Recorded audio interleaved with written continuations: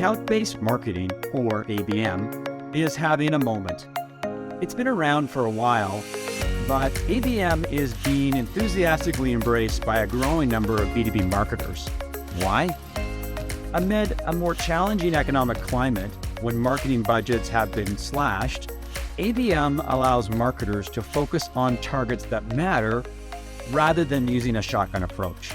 In theory, it makes marketing more efficient, focused, and successful.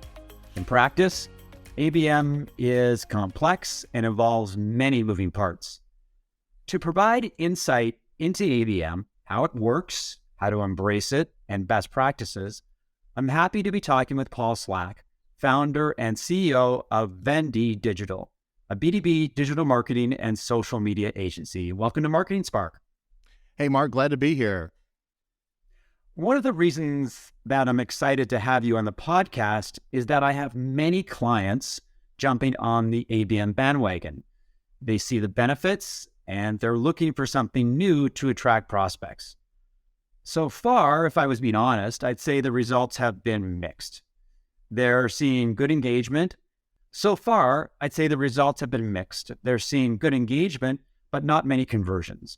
But they're learning and improving, so that's a positive.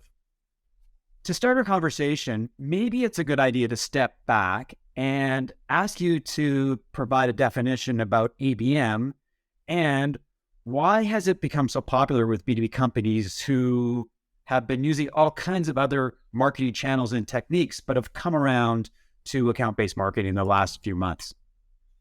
Yeah, I think that's a great place to start, Mark. And, because I bet if we were to poll all the people listening to the podcast today and ask them, hey, what is ABM or account-based marketing? I think we'd probably get as many different definitions as there are folks that are listening in. And, the reality is, in my opinion, account-based marketing is really just good marketing, right? It's kind of like what we should be doing in the first place. And what I mean by that is, picking an audience that will resonate well with what we have to say, understanding their pain points, making sure that we have the right messaging, getting it in front of them so that we can get their attention and hold their attention and ultimately make selling easier. So to me, that's what account-based marketing really is. Now, I think one of the struggles that people have is they pretend account-based marketing is something that it isn't.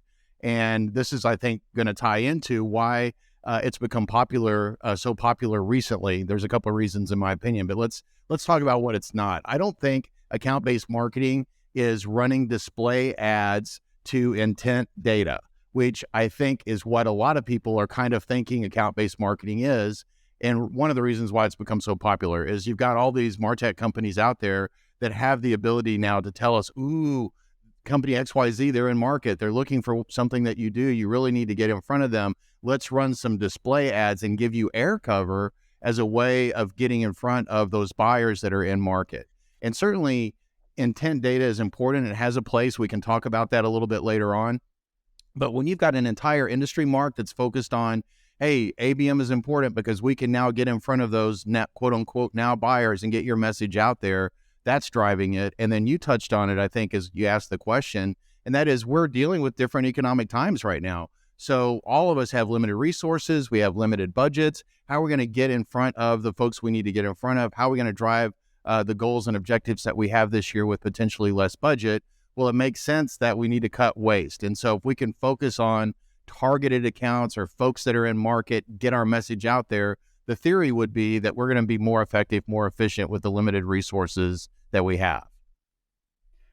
Let's talk about the different moving parts to ABM. Now, if we were to take a simplistic view of ABM, you identify the accounts that matter to you, you build out a list of all the potential contacts within those targets, and then a lot of companies believe that it's a matter of creating for lack of a better word, an email marketing campaign that is on steroids. So you're emailing people, but you're continually providing with information, resources, access to thought leadership, checklists, all the things that they could find helpful to position yourself as this trusted resource. And if you manage to do that successfully, you'll drive conversions, which for many companies is demo requests, contact forms, that kind of thing. That's very simplistic, but there's got to be more to it. In our mind, there's four pillars to executing demand or ABM the right way. One is, and you kind of touched on it, Mark, it's starting with planning. So we have to understand who is that target account list that we're going after. And so that should be a collaboration between sales, right? So going to the sales department and understanding, what are their targets that they're looking for. Also doing some research internally. A lot of people struggle with this part of it, the target account list, because they just go and say, oh, it's the F1000. We want to hit all the top companies that are out there. And the reality is that's probably not the best way to build a target account list. What you want to do, what we recommend is start with your customer list that you have today, analyze what industries and sectors and roles within organizations that you serve the best, that love you the most, and use that information to really inform, well, based on that, who should we go target? And then work with your sales team and really understanding what are the key accounts that matter to them. Another big challenge that people have with that, Mark, is sales wants to change the list about every other week. So you've got to work together on what the list is, and then you got to kind of lock it down, at least for a quarter. And so planning is a big part of it, as you said. But once you kind of figure out, okay, this is our target list, then you need to actually go in and look at that buying committee. So who are all the people that we're trying to reach? The average B2B sale today has a buying committee of at least 4 to 5 people. And it's getting bigger every time I see that data refresh, it's like a bigger buying committee. So we have to target the account, but then we have to target the roles. And then you touched on this too. Then we want to think about our messaging, but we want to think about our messaging from a segmentation perspective and a personalization perspective. So what messages are we going to deliver to the different roles, or potentially what messages are we going to deliver to the different industries? Because the key part of making ABM work is when our audience engages with our content, whether that's an ad or an email, as you said, or a blog on our website. We want them to feel like that engagement, that piece of information that they're consuming was made just for them. And that's a key part of it, right? So step one is this planning phase that we just talked about. Then we move into the next pillar in our ABM framework, which is the activate your audience pillar. Once you understand, okay, this is who we're going after. These are the logos that matter. These are the roles within those logos. This is the information they care about. Where are they hanging out? Because in today's world, especially in this post-COVID era, we're all connecting to one another and we're getting information in different places than we were pre-COVID. And so pre-COVID, you could have a lot of that information on your website. Post-COVID, your website is a great place, and we'll get to that in a minute, for information to establish authority. But really, we need to go where buyers are going to learn, where they're engaging with our peers, and we've got to get that information out there to them. And that's building strategies to ensure that this target set of accounts and these people within those accounts are getting the right messages at the right stage in these channels other than our website. But the goal of that activate your audience phase is really to get them to the next pillar, which is establish authority. Pardon me. And we believe that you do that on your website, that your website still plays a very critical role in the ABM process, but that's ultimately where we're going to establish authority and trust and give them the deep dive. And there's a lot of ways that we can do that. We can talk about assets a little bit later on, but one thing, Mark, I didn't mention, when you're planning, it's really important that you kind of tier out your list. So if you've got a large target account list, you might have your tier 1s, your tier 2s, and your tier 3s, and you're going to adjust the assets that you develop and the way that you go to market based on the tier. So if it's your top tier, these are the most important logos, that's going to be a highly engaged, cooperative process with sales, because you're going to build very personalized experiences for those logos. Tier 2 may be more industry centric. So if I'm a tier 2, I might be getting content about how you fix problems in my industry. If I'm a tier 1, you're going to be giving me content specifically about who I am as a business. And then tier 3 might be something different. But ultimately, we want to get them to our website where we can establish authority and trust. We have the saying at Vende, people don't buy the best solutions. They buy the ones they understand from people they know, like, and trust. And so a huge part of what we're trying to do is get them to our website so that we can accomplish that. And then the last pillar of our strategy is nurture relationships. And Mark, this is where email marketing comes in, right? We're all in the B2B space. In most cases, we're not going to sell our product or service the first time they land on our website. It's going to take an extended period of time. In fact, ABM is perfect for long sales cycles. So if you're a company that has a long sales cycle and you're not thinking about ABM, you really need to, because that's where that nurture relationships kicks in, and email marketing and events and things like that really are a big part of that, keeping yourself top of mind so that when they are ready to buy, they think of your brand first. I don't know if you saw, there was a really interesting article that came out. I can send you a link if you want to put it in your show notes, from Harvard Business Review earlier this year, that said that a study that they did on B2B buyers, that before they begin the research phase, they already have a short list of 4 to 5 vendors in mind that they're thinking about considering. So before they even begin researching, like, oh, I need a new CRM software, or I need a new accounting package, or whatever, they've already got 4 to 5 vendors in mind. And then when they begin the research process and complete it, this is the mind-blowing part.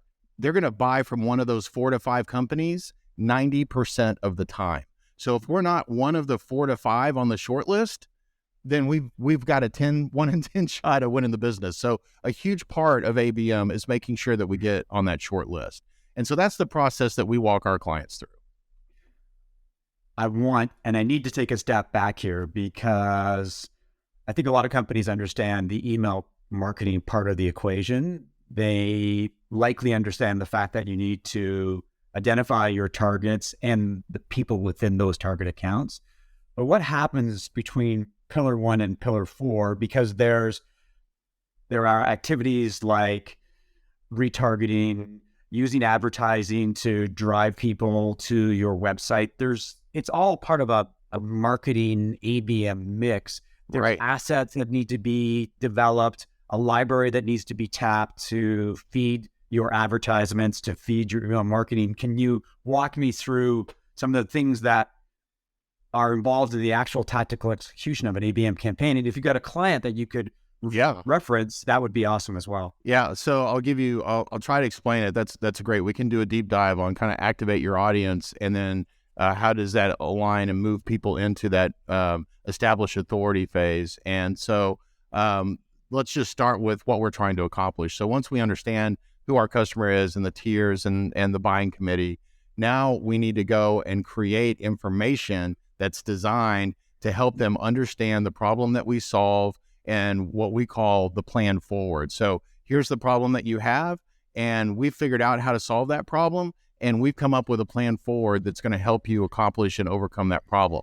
And then what is our point of view as it relates to that, and how does that tie to our unique selling proposition? So we figure those things out, and then we build assets designed to communicate that, and then we craft those assets based on where our customers go to learn. So let's take social media. So in today's world, social media is absolutely a critical place for us to activate our audience. And so we have what we would call a cold audience, which are the people that we're trying to target that don't know that we exist today.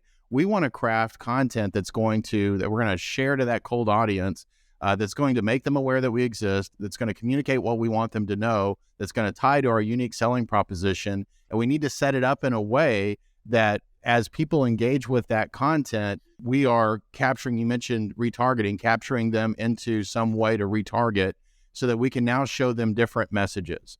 And so let me tie that to a client example. This hopefully will help.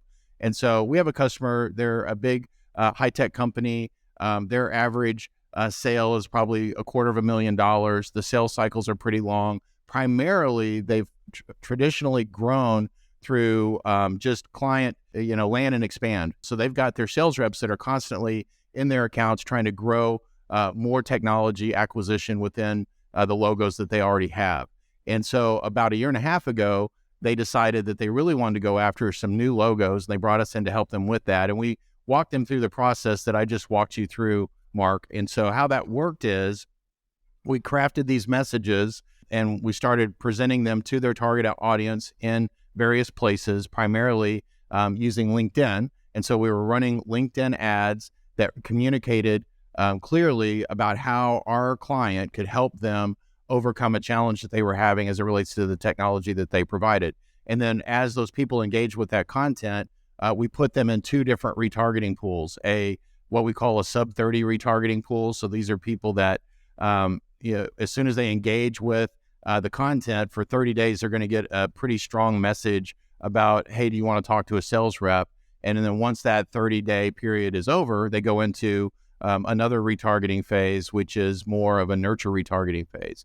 And the idea is at the top of the funnel, we want to answer the question, what do we want them to know? And then once they engage with us, the next question that we have to ask is, what do we want them to do next?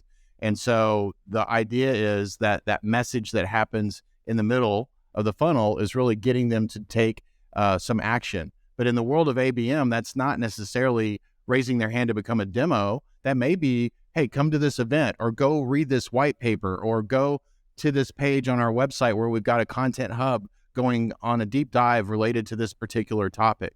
And so I'm kind of covering the marketing side of Activate Your Audience. There's a huge sales side of this too. And so a big part of making account-based marketing work is we've got to partner with sales. And so once we identified this target account list, we started working with the sales team, educating them on exactly what we're doing, and then asking them to start building connections with people that are on the target account list, but also becoming active resources within the market on social media. So what I mean by that is we targeted influencers that have the ear of our target accounts, and we had our sales reps start going out and responding and engaging with comments to comments on posts on LinkedIn with these influencers. And the whole idea was we call it, we want to be seen as a peer, not a peddler.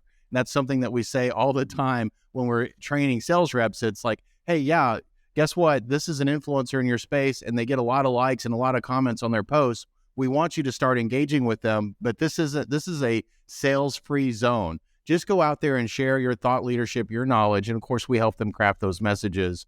But that's how to do it. You've got to create the information that matters to them, that points to your point of view and your unique selling proposition, and then you've got to slice that information up in the channel appropriate ways, and then push that information out there. Another component of it was, obviously, we wanted to run intent data. I mentioned intent data at the top of our podcast, but we used it in a very specific way. We almost treat intent data, Mark, as like retargeting data. So we're still going to go after a cold audience, top of the funnel. These are the logos that we want and the folks that we want. And then, they're going to engage with our content. They get into our retargeting pools. Well, we just use intent data like retargeting data. If I know that they're in market because they're throwing off intent signals, I'm going to run that mid and bottom funnel messaging to them. So I just treat them like a retargeting pool. Does that make sense? Yes, it does. But can you take a step back and define intent data?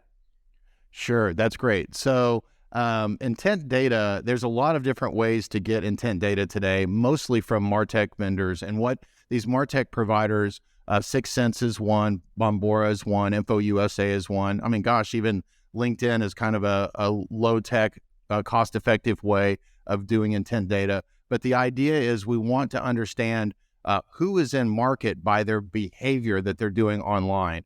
And so, for example, if somebody's on your website and they're looking at certain content on your website, if it's been crafted the right way and you can see them, in a way, that's intent data. And so one of the things we recommend for our clients is that we get data that it's basically IP reverse lookup information. So as people are coming to your site, you can see what logos they are, and then we align that with the target account list that we're going after. And that shows us that here's our list of 1,000 accounts, and we ran these campaigns, and we're seeing these 10 companies coming to our website, engaging with our content. That's an example of intent data. But then you've got companies, as I mentioned earlier, that are out there looking at their behavior across the entire web, not just your website. And as they're looking at content online, that's throwing what we call signals, or they call signals, that indicate, hey, this logo, this company is probably in market because they're consuming information on the web that would indicate that they might be in market. And then, of course, they resell that information to us, people that are trying to run ABM campaigns, so that we can then present those in-market logos with our information. And that's why we treat it just like retargeting, because if I find out from Sixth Sense or any of these MarTech companies that, hey, XYZ company is in market, then I'm just going to show them my mid and bottom funnel ads when they go to LinkedIn and places like that. So another key point, Mark, around intent data is once you get the data, you can present your ads however you want. And so what we found the most effective place for intent data is primarily in how we present content on social media. So we'll take an intent signal or information that says that these companies are in market, and then we show ads to them, for example, on LinkedIn or Twitter or Facebook or whatever we feel are the right places for our customer.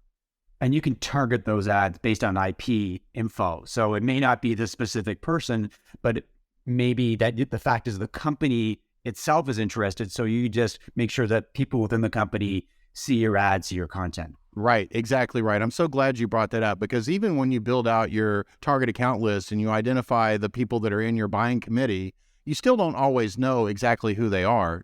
There's some tools out there today that will help you understand that. And certainly you can do searches on LinkedIn, but from a marketing perspective and pushing information out, you're really targeting a company and titles or functions within that company to show those ads. And then when those individuals interact with that information, you're now showing them new information based on their behavior, if that makes sense. Yeah, I'm glad we talked about intent data, and I'm happy that you provided an explanation, because I think one of the things that people think about when it comes to ABM is it's about collecting email addresses from downloads or demo requests or contact forms. So you've got your list, you send out the emails, you look for engagement among that list, people who opened your emails or downloaded something. And so a lot of people look at their ABM campaigns and they define success by how many email addresses were submitted. And that's the primary way to quantify whether an ABM campaign has been successful or not. But what you're saying is that there's lots of different ways to skin a cat. It could be, I want a demo, or please contact me, or I'd like more information, or I downloaded this ebook. But in many cases, many other ways that you could realize that your target audiences are interested in what you're saying. 100%. I'm so glad that you brought that up, because one thing that we try to communicate to our clients when they're thinking about running ABM is we have to remind them that, okay, we've got this target account list, but on average, 3 to 5% of this list is going to be in market at any given time, which means that 95% of the logos that are on your list, the companies that are on your list, they're not in market. So maybe 5% are, maybe 5% are not happy with their current vendor, and we're going to make a change in the next 18 to 24 months. That's like 10%. That means 90% of your audience is probably not in market.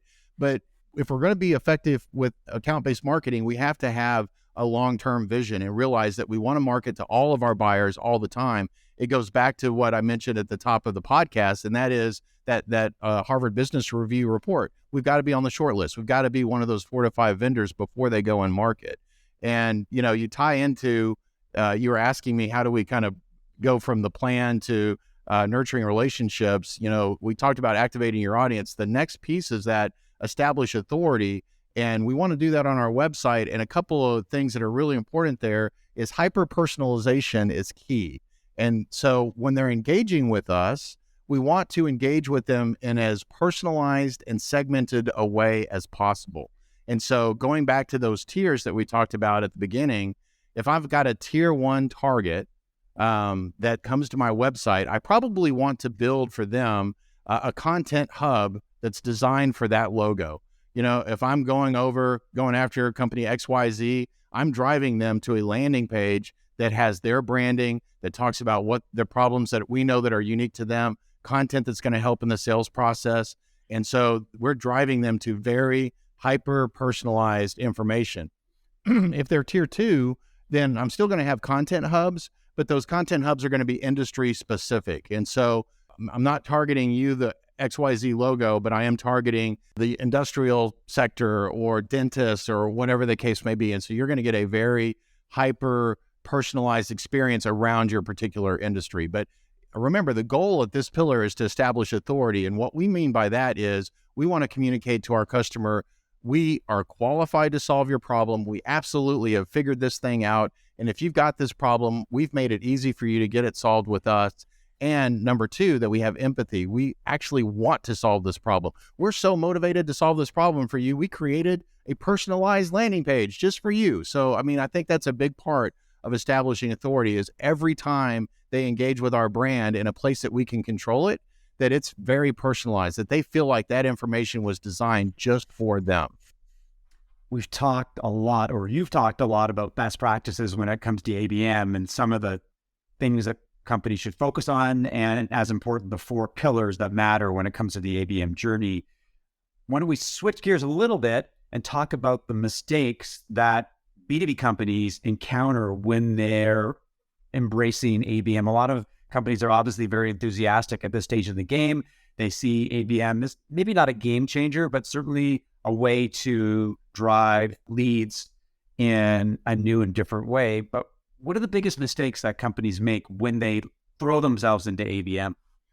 Well, I think some of the biggest mistakes are they don't start with, they don't start with a good goal in mind. Like, what am I actually trying to accomplish here, right? Because you can run an ABM campaign to get expansion with your current clients. And is that the goal? Is it to try to get more use or more people to use our product? Is the goal to get new logo acquisition, like I was mentioning earlier with that one client? We were very successful in just going and getting in front of them and moving them through the process. And ultimately, I didn't tell you this part, but we were able to generate $5 million in net new revenue from net new logos they'd never done business with before. So it absolutely does work, but we started with a goal, and the goal was new logo acquisition.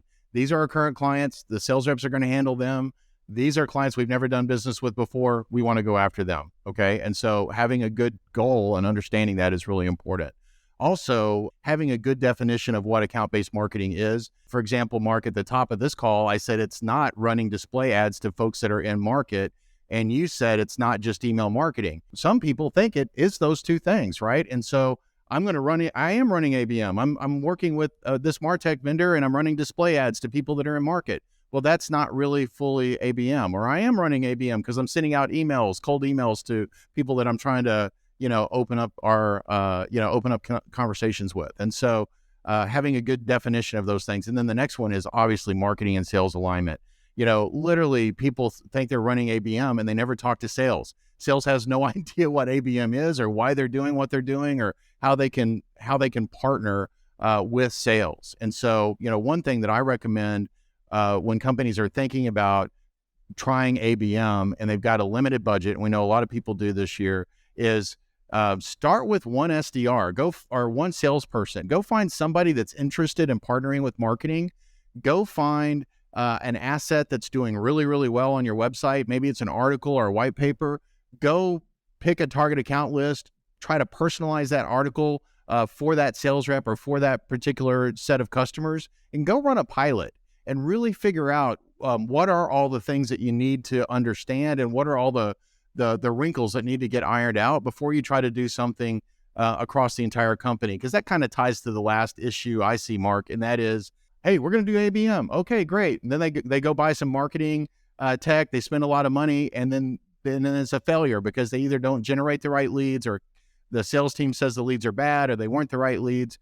So start small and learn as you go. I think that's really a big part of it as well. I'm glad you mentioned the idea of a pilot, because a lot of companies are dipping their toes in the ABM waters. Many companies, particularly smaller companies that haven't done ABM before, are now looking at it and wondering, is it something that's going to work for me? And they think that it does, but they have, as you say, limited budgets, limited resources. They may have limited marketing and sales assets that they can leverage for an ABM campaign. What does a pilot look like? You mentioned the SDR. You mentioned that single piece of valuable content. What are the other things that they should do to do ABM, but at the same time recognize that they've got some limitations? I think, to me, when I get that question, I always think about, and I communicate this to the client, it's like, how can we get some quick wins? So what are some things that we can do that take limited resource that we can run for a short period of time? And when I say short period of time, Mark, I'm thinking like a quarter or 2 quarters. So I'm not talking 30 days, but something that we could run hard at for 3 to 6 months and get some quick wins that will show that we're actually moving the needle. And so I could give you lots of examples. Probably the easiest one is one that we like to run. It's a play that we like to run with companies that are just dipping their toes in. And that is, take a target account list and then go and have the SDR or the account executive start building connections organically on LinkedIn to the target accounts, and we give them some scripting and training on how to do that. Okay. We create an event.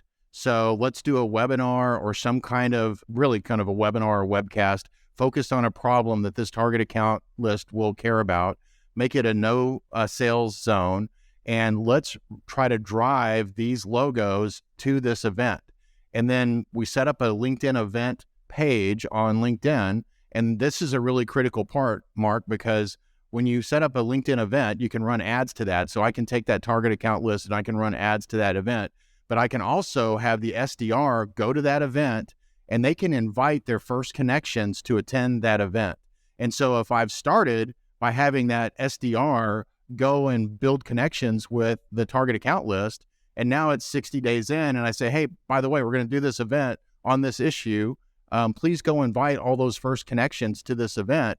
Then we host the event. Obviously, we bring in email marketing and all the other things that you do to run a good event. Then we can actually look at that event after it's over and go, hey, these were our target accounts. Look how many people actually showed up to this event. And now look at how many people are active in our follow-up campaigns as a result of that.